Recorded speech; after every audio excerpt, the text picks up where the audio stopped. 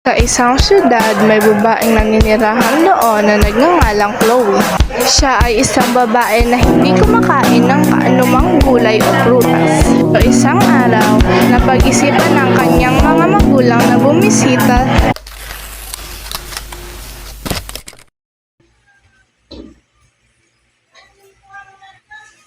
Elise, may bagong bukas na milk t-shirt sa kanto. Try natin bukas. Go! Pero dapat, steady kang order natin para sa ID story ko. Syempre, pero dapat. Ano ba naman yan, Mami? Wait lang, Liz, ha? Nandito kasi si Mami. Chloe, anak, hindi dapat puro milk tea at junk foods ha. Masama yan sa kalusugan.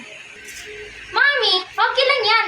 Lahat naman ng mga friends ko ganito kumain eh. Isa pa, may vitamins ako. Imposible magkasakit ako, no? Han, anong pinag-uusapan niyo? Si Chloe kasi mag-milk tea na naman. Chloe, anak, worried lang naman ng mami mo sa'yo.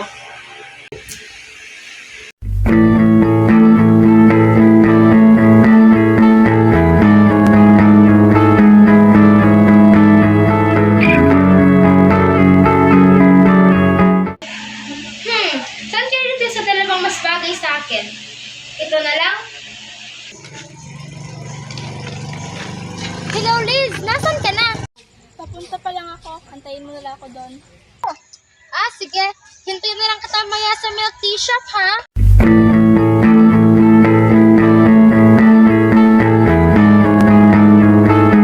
Ano ba yung bagong shop? Oo, ito nga. Tara, bili tayo.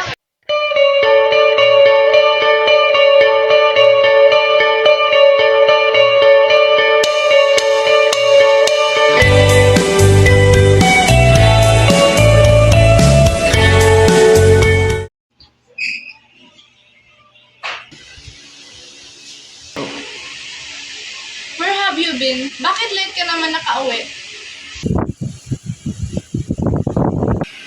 Chloe, kinakausap kita. Mami, pumunta nga kami sa park kasama si Liz. Ano ba? Napaka-slow mo. Duh. Mag-impake ka na. Pupunta tayo sa province. Ha? Province? Bakit? Chloe, anak, may pupunta na akong business trip. Kaya dun muna kayo sa Tita Grace mo.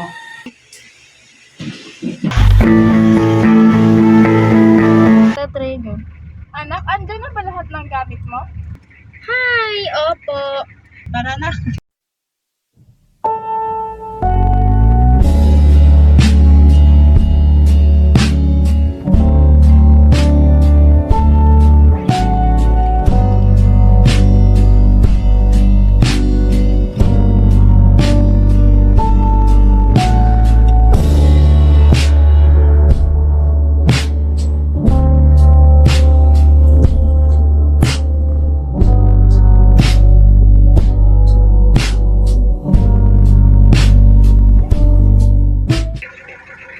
Hi, nandito na rin.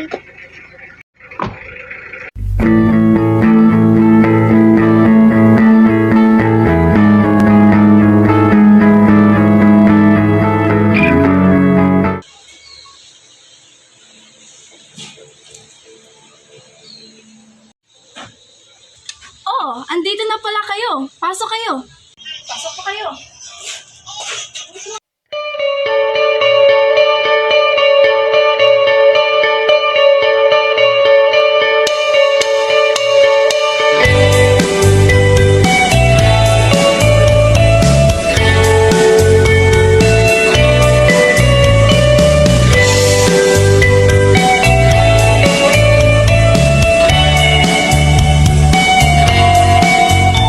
Kamusta naman pala kayo sa inyo? Okay lang, kasi si Chloe hindi kumakain na masusukat sa pagkain for junk foods lang at soft drinks. Namamablema nga ako eh. Akong bahala sa kanya. Alam mo naman ako. Nay, nandito na po ako. Nay, mano po. Tita, mano po. Halina kayo, kakain na. Saan na ba yung si Pipito? Pipito! Kakain na! Batang alin. Saan na ba ito, Chloe? Ayaw nito kumain. Chloe, kailangan nating kumain ng gulay dahil para ito sa ating kalusugan. Oh, whatever. Kinaumagahan may pinuntahang mahalagang okasyon si Celine kaya naiwan muna si Chloe sa bahay nila Tita Grace. Aray, aray! Ang sakit ng tiyan ko! Anong nangyari sa'yo? Ewan! Pero ang sakit ng tiyan ko! Tatawagin ko si nanay. O Chloe, anong nangyari sa'yo? Hindi ko alam, pero ang sakit ng tiyan ko. Yan, kakakain mo kasi ng junk foods. Ka muna, Chloe. Yan, tama yan. Ang galing talaga ng pamangkin ko. Celine, ano ba? Kakain na!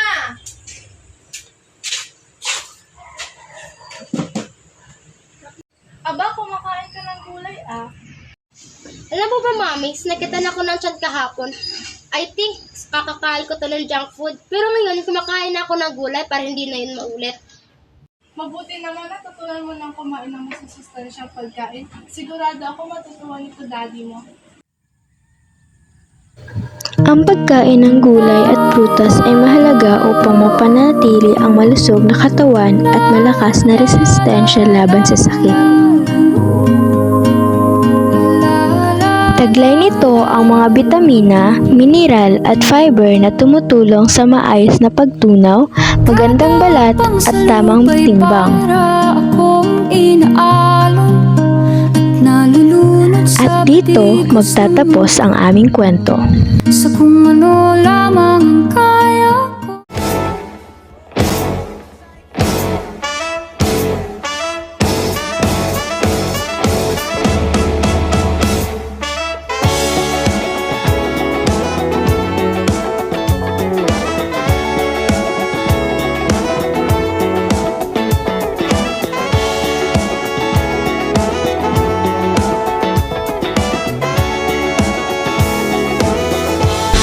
If I told you that I've fallen, and I like the way you say my name, my heart skips a beat when I hear you calling, and I like that it won't go away. But never mind, don't wanna give you any trouble. Never mind, never mind.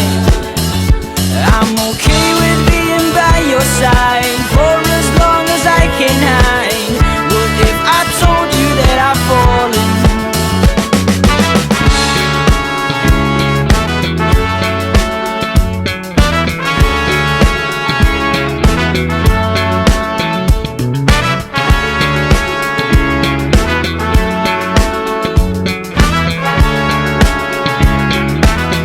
What if I told you that I've fallen? A heart-shaped arrow through my chest. I'll make you breakfast every morning and pick you up when you're a mess. I know that it won't ever stop. You know I'll be there when you call me, whether you like it or not. Without a warning,